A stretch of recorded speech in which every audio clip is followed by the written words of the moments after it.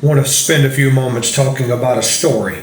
This story is found in the Gospel of St. Luke, chapter 1.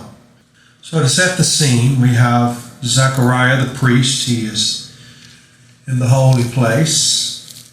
He's alone. He's by himself.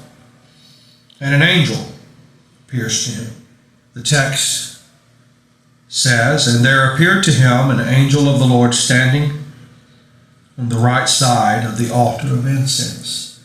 Zechariah was troubled when he saw him, and fear fell upon him. But the angel said to him, 'Do not be afraid, Zechariah, for your prayer has been heard.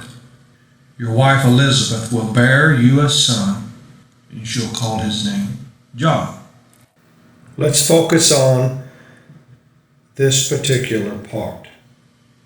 "Do not be afraid, Zechariah, for your prayer has been heard. Your wife Elizabeth will bear you a son." Now Zechariah is old, and Elizabeth is old. We've already been told this. So the question is when did Zechariah pray and ask the Lord to have a son? Well, the answer has to be that this is a prayer, and most certainly prayed many, many years before this scene. Zechariah and Elizabeth were childless.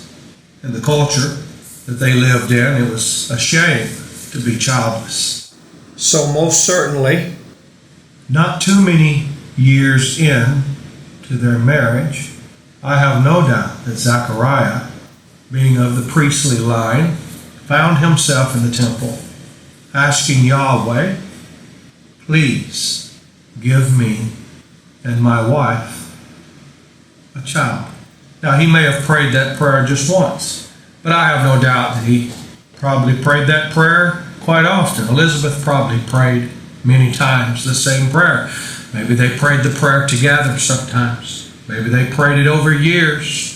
And I believe we can certainly conclude, I think we can conclude that sometime before the angel Gabriel appeared to Zechariah in this scene, Zechariah and Elizabeth both had probably given up and probably stopped praying that prayer many years before this scene. They had come to the conclusion that it's just not for us. And had probably settled on the reality they were not going to have a child. This is probably no doubt the reason why Zechariah replied the way he did. With the doubt. He was probably thinking, well, I've given this up a long time ago. Why are you here now? Why is the answer coming now? The answer to prayer.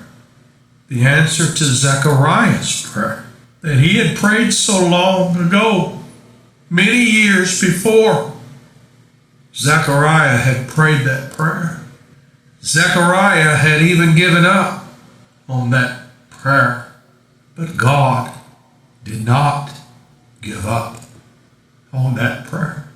That we have a very important lesson taught right here about prayer. There are many prayers that we have prayed over the years, especially those of us that are in our middle age now.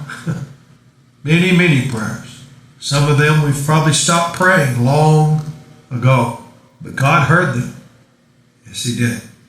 We may be even forgotten some of the prayers we've prayed in sincerity and didn't receive the answer within a particular allotment of time in our own minds and hearts that we thought maybe we should have received the answer. So we come to the conclusion, well, God must not want to give me that. But often, as we see here in the life of Zechariah, God answered yes. It just wasn't the time for the answer to be received. But when the appointed time arrives, the answer will be there.